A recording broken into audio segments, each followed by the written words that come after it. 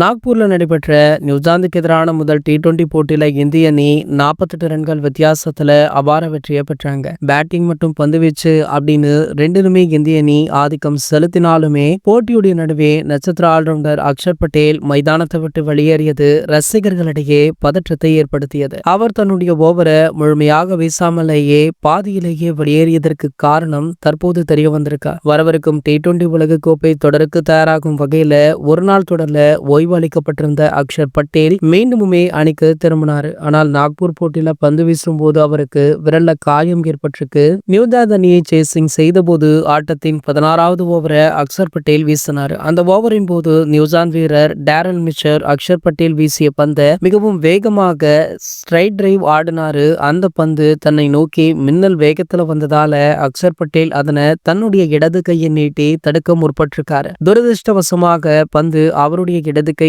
ஆள்காட்டி விரல்ல பலமாக தாக்கியிருக்கு. பந்து தாக்கிய வேகத்துல விரல்ல காயம் ஏற்பட்டு ரத்தம் வழிந்திருக்காம். வழியால துடித்த அவரால் மேற்கொண்டு பந்து வீச முடியல. உடனேயே பவிலியனுமே திரும்பிட்டாரு. ஆகையால அக்ஷர் பட்டேல் அவர்கள் இனிவரும் போட்டிகள்ல விளையாடுவாரா, அவருடைய ஹெல்த் எந்த கண்டிஷன்ல இருக்கு அப்படின்னு ரசிகர்கள் தொடர்ந்து கேள்விகளையுமே எழுப்பிட்டு இருக்காங்க. இந்த வேளையில பாத்தீங்கன்னா தற்போது அக்ஷர் பட்டேல் அவர்கள் அடுத்தடுத்து 2 போட்டிகள்ல விளையாட மாட்டார் அப்படின்ற தகவல் வைரலா போயிட்டு இருக்கு. அவருக்கு மாற்றாக ஸ்ரேயஸ் ஐயர் உள்ளே வரவிருக்கார் அப்படின்ற தகவல் வைரலுமே ஆகிட்டு இருக்கு. அப்படி ஸ்ரேயஸ் ஐயர் உள்ளே வரும் பட்சத்துல வேறு ஒரு வீரரை மாற்ற வேண்டிய சூழ்நிலையுமே ஏற்படும். ஆகையால 2வது T20 போட்டியில 11 அணிகள்ல 2 அல்லது 3 மாறுதல்கள் இருக்கும் அப்படின்னு கம்பீர் அவர்களே தெரிவிச்சிருக்காரு. இது போன்ற செய்திகளை பத்தி நீங்க உடனே தெரிஞ்சுக்க நம்மளுடைய சேனலை மறக்காம சப்ஸ்கிரைப் பண்ணிக்கோங்க.